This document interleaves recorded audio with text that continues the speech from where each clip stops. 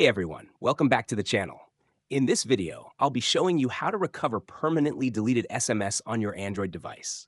For this issue, first and foremost, open your Play Store and install the SMS Backup and Restore application.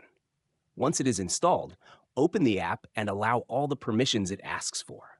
Next, tap on the Restore option and tap on Yes. Then, select your Restore backup location. You can choose either a local folder or cloud. For example, choose a local folder, select the folder you want, and tap Use this folder. This will restore all your deleted SMS. To prevent losing SMS in the future, tap on Set up a backup. Then, select Messages, Call logs, or both, and tap Next. Again, choose your backup location, e.g. your phone, and tap OK.